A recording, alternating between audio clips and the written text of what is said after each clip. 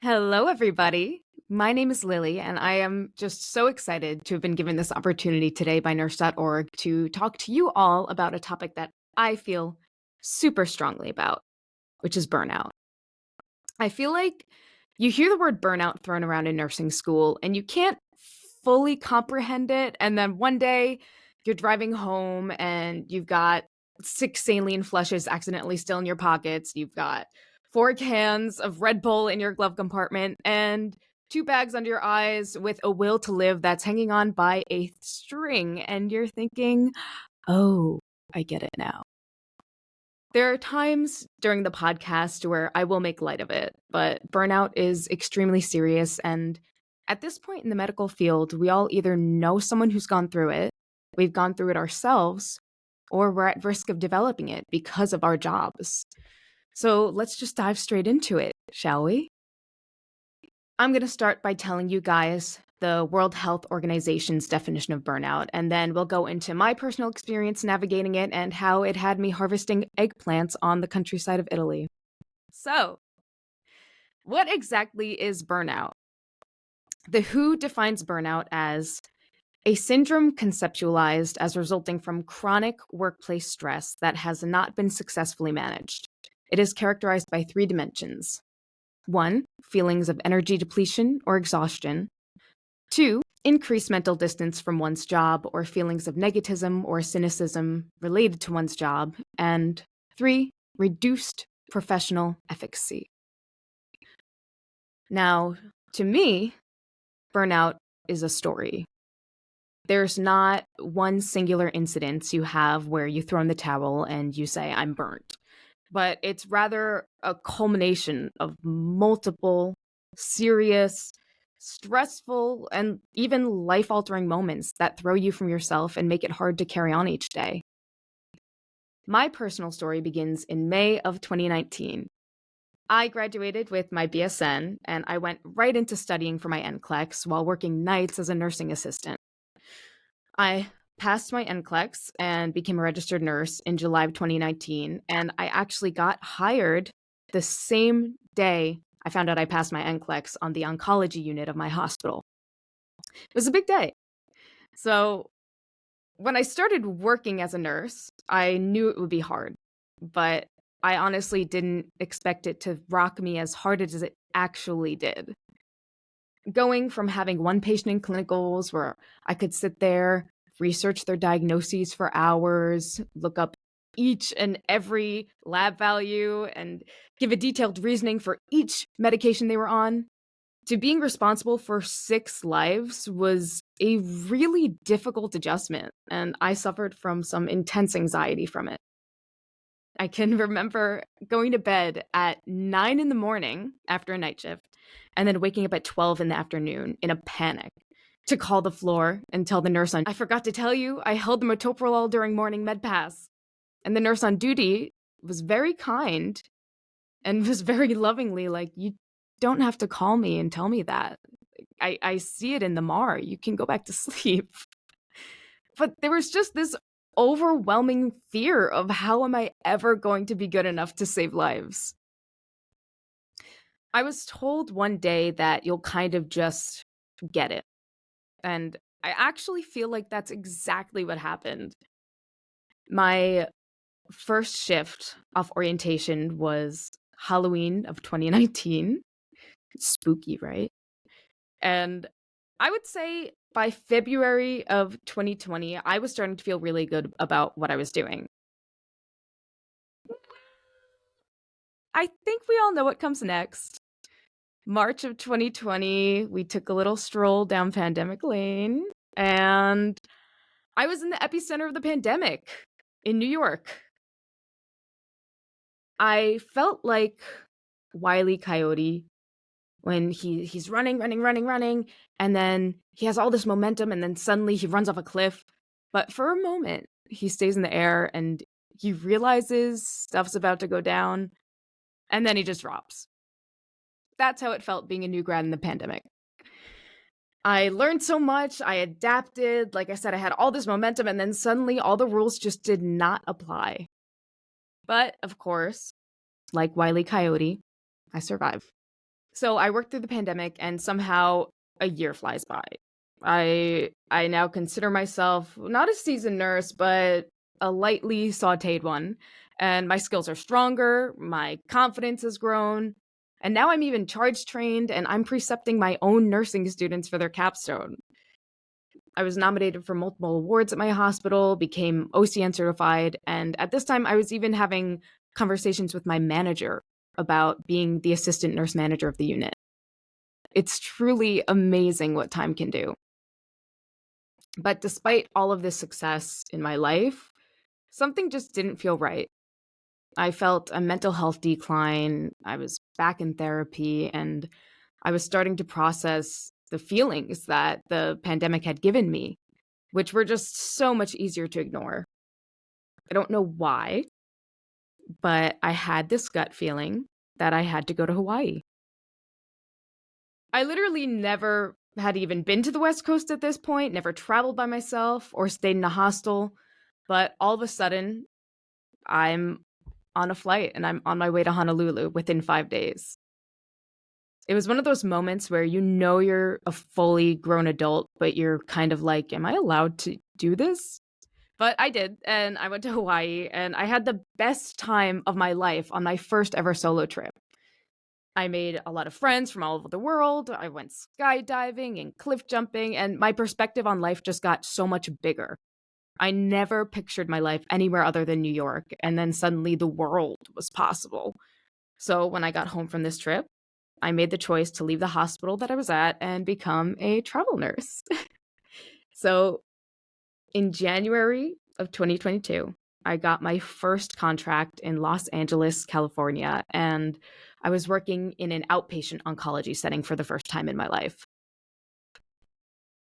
Everything was really new. It was a completely different environment, completely different schedule. I was given completely different medications, and life was just new. I was shaken up, and it was difficult at first, but it was refreshing. I was no longer on a 12-hour overnight shift, and I felt alive. I realized I had time to actually live and do things the days that I work rather than roll down my blackout curtains and pretend like my neighbor isn't mowing his lawn at 9 in the morning when I'm trying to sleep. I was a 9 to 5 princess, diving back into my hobbies, old and new. I started surfing, I was taking improv and acting classes again, and I fell in love with pottery. It was my therapy, and no matter what happened at work that day, I could just throw myself into something tangible that forced me to be present and work with my hands and get out of my head. All nurses, I highly recommend pottery. It's an incredible hobby. At my new job, I was working in a section of the floor where patients would come in and they'd get monthly injections or they'd get their central line accessed prior to chemotherapy. Seeing my patients monthly or even weekly, I really got to know them and develop strong relationships with them. Not only did I know about their medical problems, but I knew how their dog was doing. And I knew that their sister was flying in from Maine for the holidays. And I knew about the new tattoo they were planning on getting or the cake they were going to bake that weekend. I knew everything. And they became more than just my patients, they were like friends. During the lows, we cried together and we celebrated during the highs. It was a level of connection that I hadn't felt very often at the bedside, and it was long-standing. A fair warning, during the rest of this podcast, I'm going to be discussing death, loss, depression, and anxiety. If you yourself are struggling or you know that these are topics that may trigger you or affect you in a negative way, I would suggest turning this off and maybe listening when you feel ready. So, I was so lucky to develop these close bonds with my patients, but it made it all the more difficult to open your email in the morning one day and get an expiration notification to find out that they've died. It did not feel natural. People you just spoken to a week ago about the plans that they had, gone. Just like that. In an email. In one email, you learned that someone you cared for died. You probably won't see them ever again. And you typically didn't get the chance to say goodbye. And that would happen again and again and again. And that was that. But you have to learn to store it in some other compartment of your brain because right now it's Tuesday morning and your patients are starting to come in. So smile, give the injection, bring in the next patient. When you work in a specialty that administers care to a population with high levels of death, there's a difficult line and boundary that you have to draw for yourself so that you can go home at the end of the day and live your life without crumbling. And that brings about the question, how? Where is the line of caring enough, but not too much? How do you toe the line of being the most empathetic nurse that you possibly can be, but not stepping over it? How do I not give all of myself to these wonderful humans right in front of me because I'm human too? And that could very well be me in the hospital gown. Outside of work, I started struggling with my hobbies. I ended up going viral on pottery TikTok, and I put a lot of pressure on myself to make content. So pottery became less about me and having a creative outlet to more of a stressor, and I felt like I was just swallowed into a sea of algorithm. My life was to wake up, go to the gym, go to work, go straight to the pottery studio, in my scrubs. You can see in a lot of my comments, people are really confused as to why I'm wearing a pair of scrubs. And then after that, I would go home and cook dinner, shower, edit my videos before bed, sleep, and repeat. I felt like I was never not working, and I felt constantly exhausted. I had no work-life balance. And the thing I just kept saying and feeling was I have no time. So with an increasing patient census, increasing deaths, poor work-life balance, staffing issues, high turnover, and feeling undervalued at my job, my anxiety started to increase and manifest in ways that I could not yet recognize, but looking back, it's very clear. I started to become very hypochondriacal, which as a nurse is not fun because you know a lot. Every week I felt like I had a new diagnosis for myself, and in my head I convinced myself I was always dying. Whether it was a DVT, breast cancer, GI bleed, or a stroke. And yes, I did think I had all of those at one point. My mind was constantly trying to convince me that something was wrong and that I should start writing a will. And while I can look back on it now and make light of it, those of you who struggle with anxiety know that in the moment, it's reality. Your mind cannot see past that, and to be constantly convinced that you're dying is terrifying. On top of fearing my own death, I could not get throughout the day without thinking of my parents dying.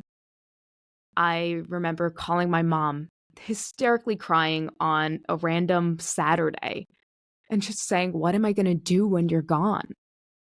And then I remember visiting home and walking my dog when I was visiting my family, and I just started crying because I was like, he's going to die one day.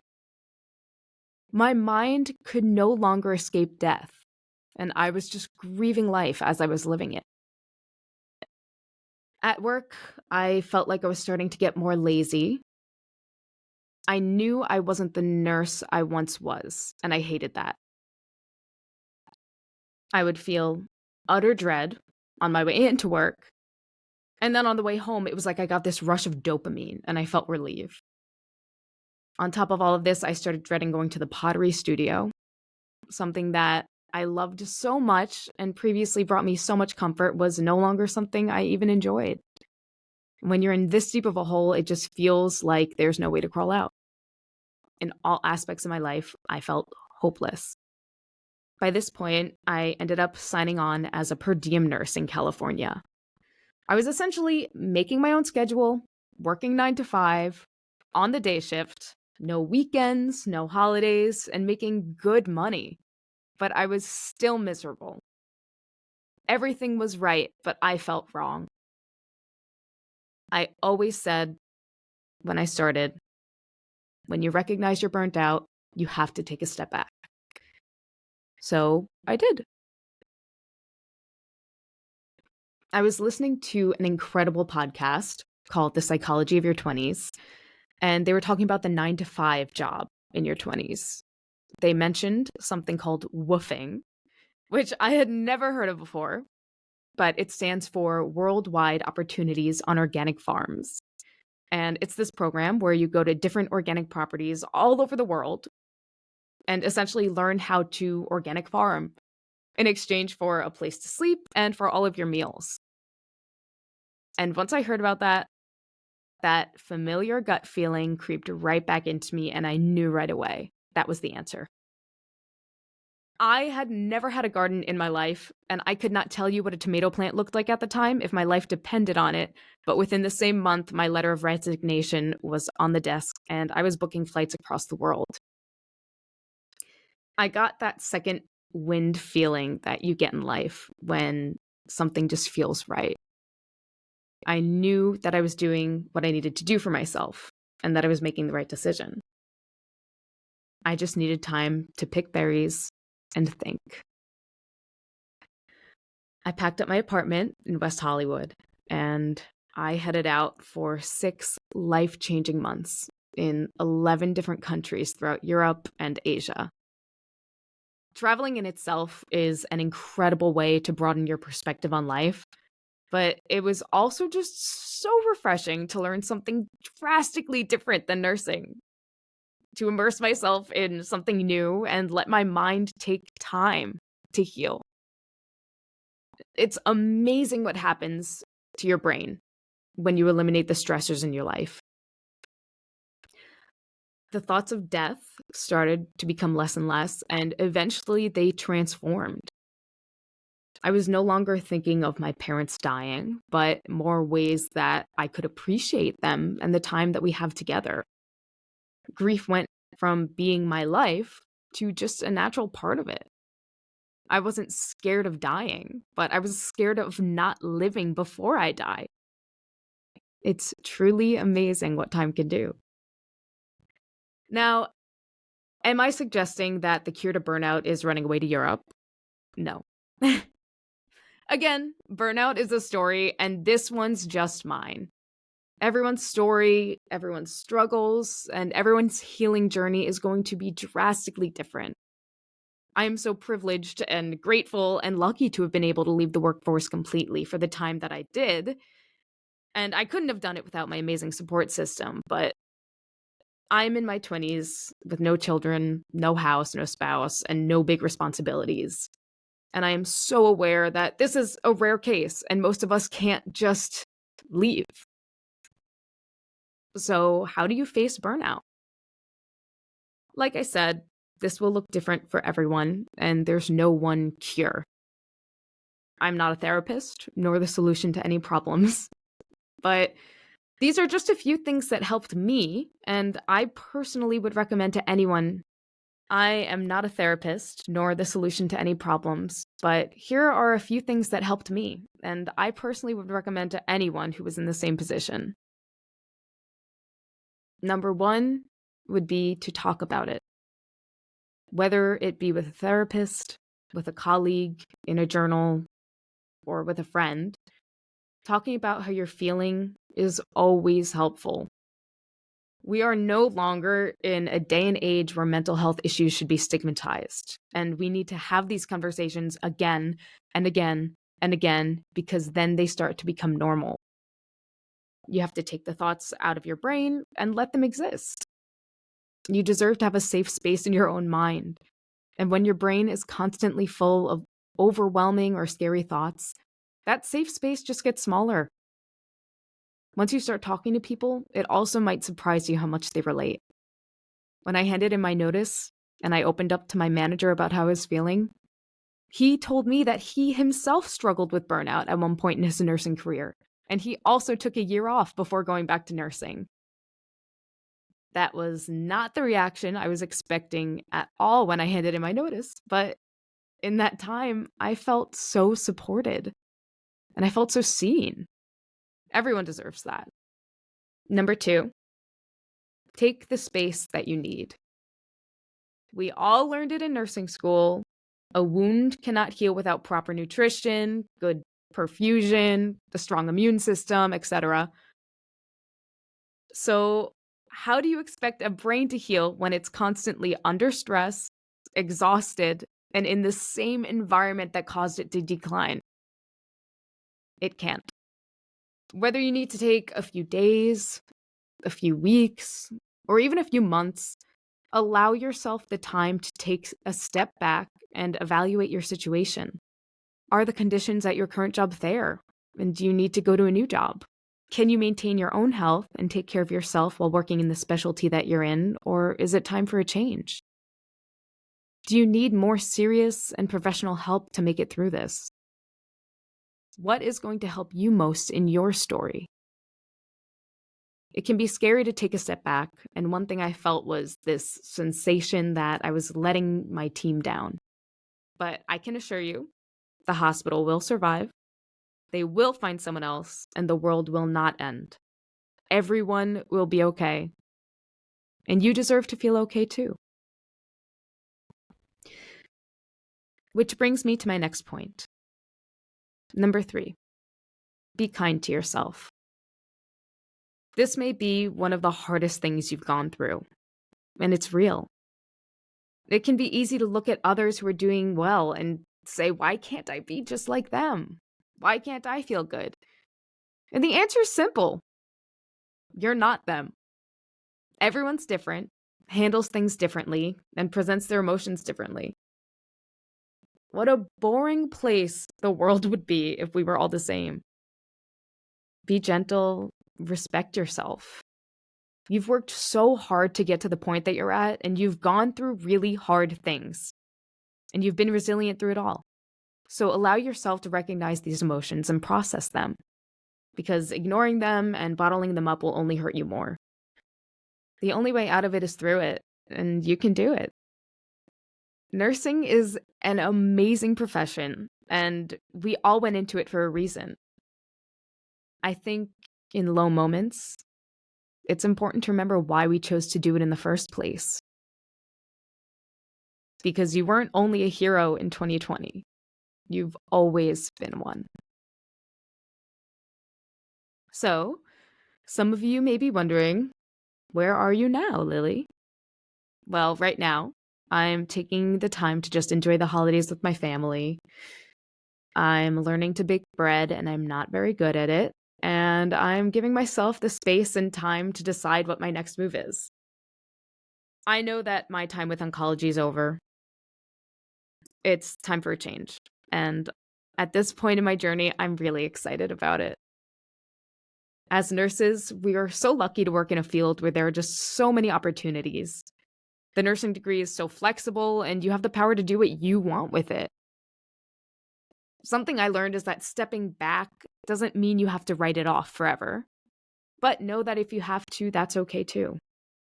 Just follow your gut, and it'll never lead you wrong. It may even lead you to an organic farm in Italy. I want to thank you all for taking the time to listen to me and my story for the past half an hour or so. The further this podcast goes, I'll be able to bring you guys along with me for the rest of the journey. So make sure to review this episode if you related to it, if it spoke to you, or if you just liked it. If you liked me, you can find me and see more of my burnout journey on Instagram and TikTok at I'm. Thank you to Nurse.org again for giving me this opportunity to record. And thank you to all of you who voted for me to be able to do so in the first place. If you or a loved one is struggling, there are resources and people who want to help. The Suicide and Crisis Lifeline number is 998, and the Substance Abuse and Mental Health Services Administration National Help Hotline number is 1-800-662-HELP. You're never alone. Be kind to the world and to yourself, you guys. You've got this.